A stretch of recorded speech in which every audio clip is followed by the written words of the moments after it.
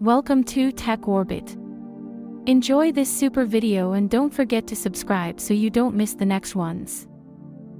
2023 is coming to an end, and what a year it was. The year was so action-packed in Starbase that we wanted to wind the clock all the way back to January and walk through all of the important milestones. SpaceX managed to surpass 2 flights, multiple tests, and more vehicles than I can count on my fingers. This is Starbase in 2023, sponsored by Brilliant. The year began with a full focus on Booster 7 and Ship 24. Remember them? We saw a roll of Booster 7, which had previously been worked on in the Mega Bay. The booster was rolled out to the for what we hoped would be the last time. Just later that week, we saw Ship 24 and Booster 7 stacked for pre-launch testing at the beginning of the month. At this time, we anticipated it would be for a wet dress rehearsal. Indeed, the stack performed a partial LOX and methane load test on the orbital launch mount. It wasn't the full shebang, but it was certainly a step in the right direction. Later in January, the stack performed a full propellant load test to verify every single system for launch at the same time. Ship 25, as we know now, the second stage of the second flight attempt, was rolled out to suborbital Pad B for engine testing. Unfortunately, it just sat there for a month and did nothing else, but hey, it was there. But I hope that this would be the last and final stack of the first flight. Stack did not last long. Just a few days later, Ship 24 was destacked and rolled back to the rocket garden for what was speculated at the time as the last work ahead of launch. Around this time, at the beginning of February, we also saw the arrival of the part for the deluge system to Starbase. We of course now know that this system would be operational for the second flight and work very well.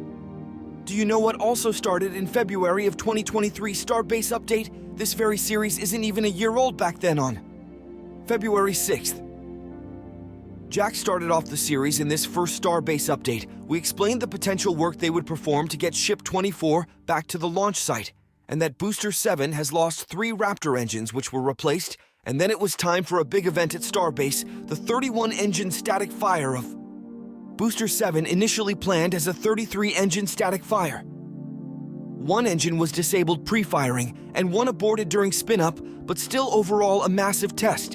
And at that point, it was the most thrust produced at Starbase ever. At this point, the old FireX Dagi system seemed fine, as we did not spot any meaningful damage to the launch site.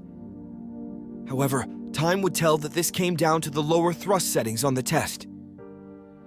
In the aftermath of that test, we also saw the rollout of Ship 26. A flapless, tireless ship that has some haters and lovers amongst the community.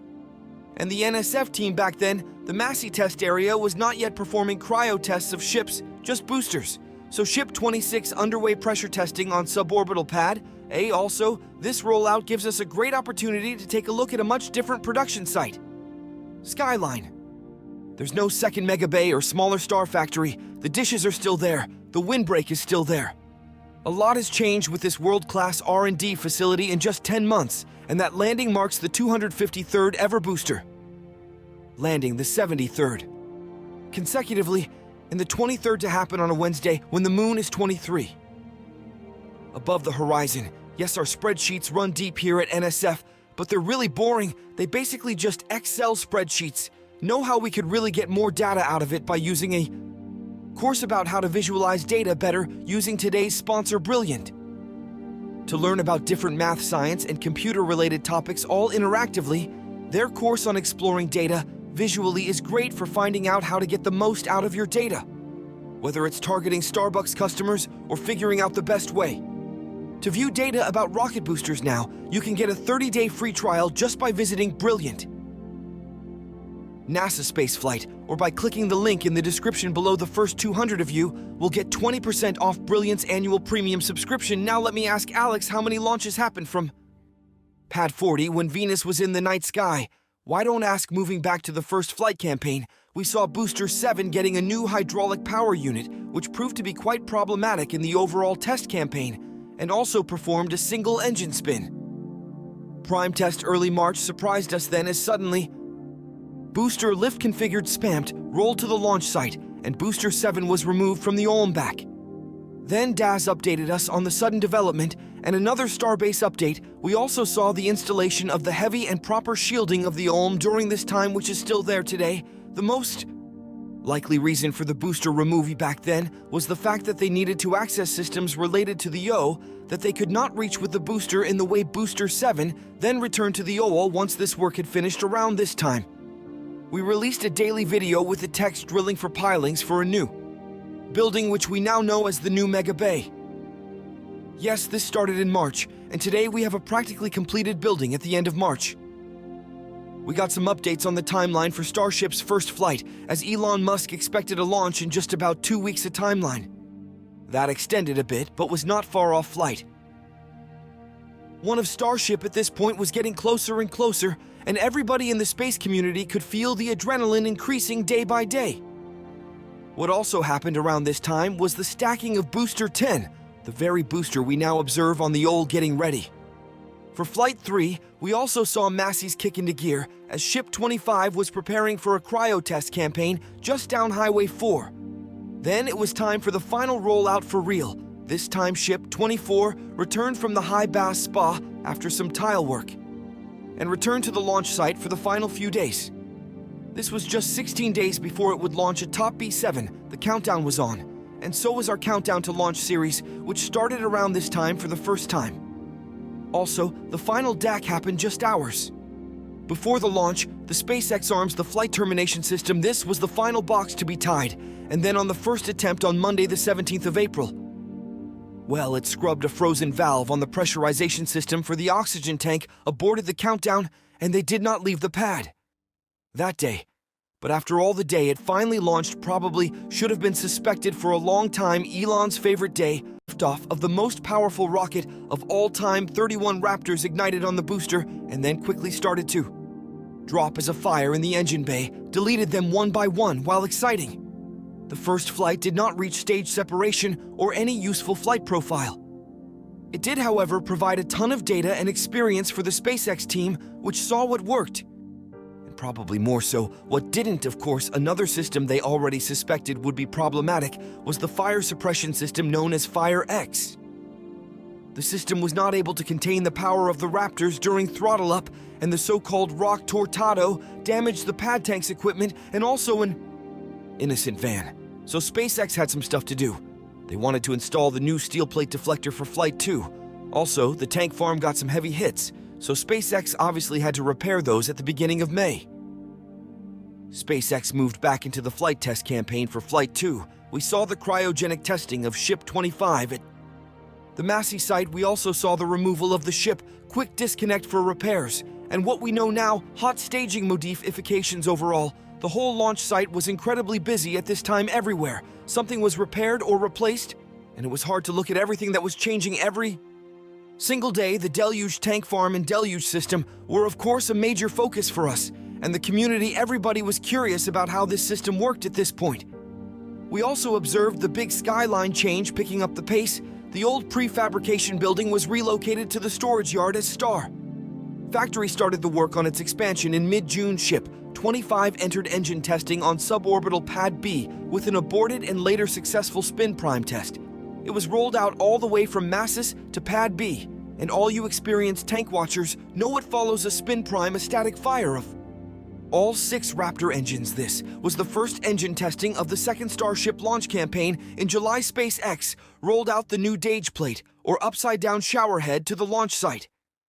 This steel plate would fire water powered by nitrogen against the fire of the Raptor engines. It features many very small openings from which the water would dispense at high pressure. The ship QD also returned at this time, now modified for the taller Starship stack, as SpaceX decided to add an extra ring to the top of Super Heavy that we know as the hot staging ring. The Doug plate was then installed under the orbital launch M, where concrete pouring had taken place over the previous weeks, filling the crater left behind by Booster 7. The associated manifolds were also rolled out as SpaceX installed the system. Now it's showerhead time in mid-July. The plate came to life in its first partial test, and it looked magnificent. So now with that system being tested, the path was clear for a booster return to the O. And Booster 9 did exactly that. 3 months after the first flight, a booster was once again on the orbital launch. The future shows that this turnaround time can be reduced, but we're not there just yet. in what seemed to be a test of the tank farm Booster 9, then was tested on the Yolm and a full cryogenic proof test. This could have been also to verify all the damage and repairs to the orbital tank farm, but we never received official confirmation, and if you thought they wouldn't test the deluge at full force with a booster on the pad, you would be surprised a full-pressure deluge test was performed at the end of July, with Booster 9 being a witness around this time. We also got a first peek at the hot staging test article that SpaceX would test at the Massey test site. This was needed for structural verification of the system, as it would have to hold a lot of force during flight. Another wink from the future happened this time, as well as we saw Ship 28. Now the flight candidate for the third flight test, performing some cryo testing at Masses with all of this talk about the DAGE system. There was, of course, only one way to properly verify it, pointing some engines at it and letting it do what it does best, and that is exactly what SpaceX did. The first static fire tried to ignite 33 Raptor engines off the 33-4 shutdown, and the test ended only 50% of the way through, which sparked the need for a redo. At least the deluge system got some testing under its belt, and from what we could tell, performed without an issue after rolling back to the production site. Booster 9 attended its coronation, receiving its crown in the Mega Bay. This wasn't the Pathfinder ring that was tested at Massey. It was a separate article, although they do appear almost identical. While the booster was taking AR, the deluge system was tested once more. What followed was a weird few weeks with several stacks destacks, hot sagging ring installations, hot staging ring removals, and overall a lot of minor work on both vehicles. This was also while an investigation by the Fish and Wildlife Service was ongoing into the impact of the DAGE system on the local wildlife in Bach Chica.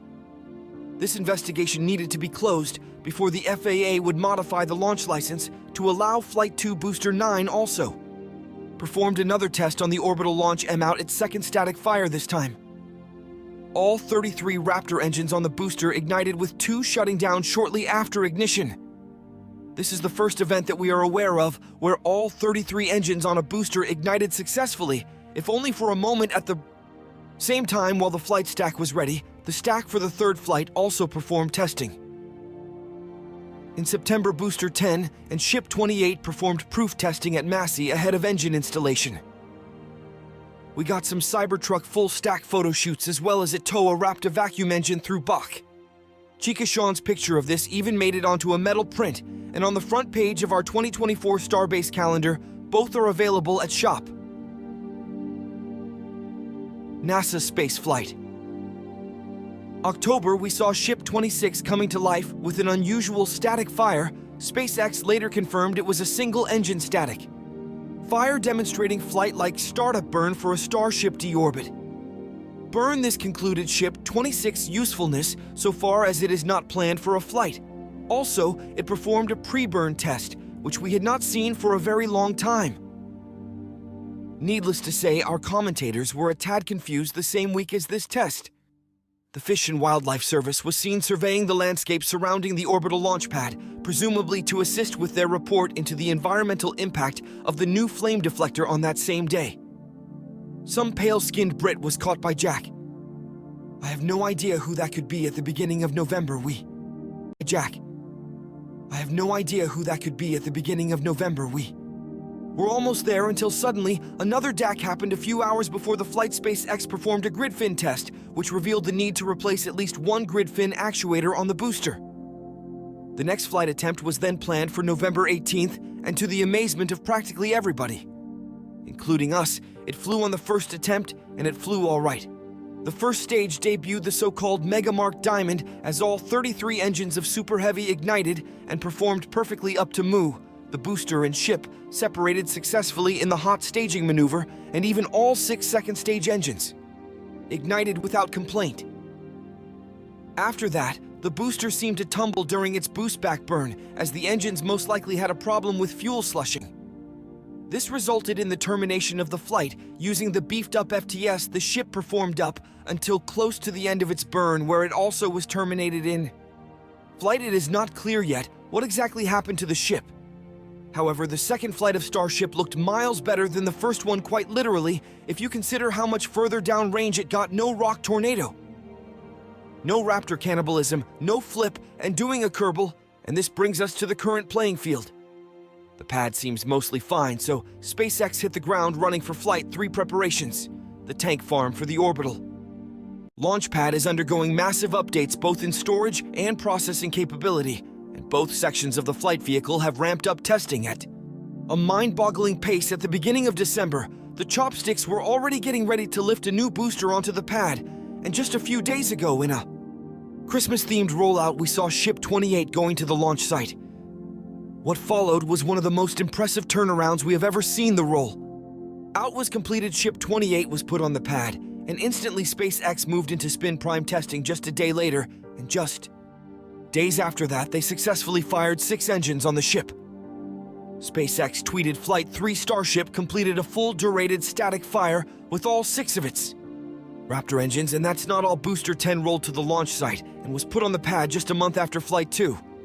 Remember, between Flight 1 and Flight 2.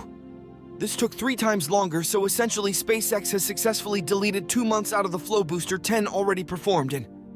Attempted static fire on December 21st, however, in the middle of the propellant load, it seems the test was aborted due to unknown reasons. And with that, this is where we are right now.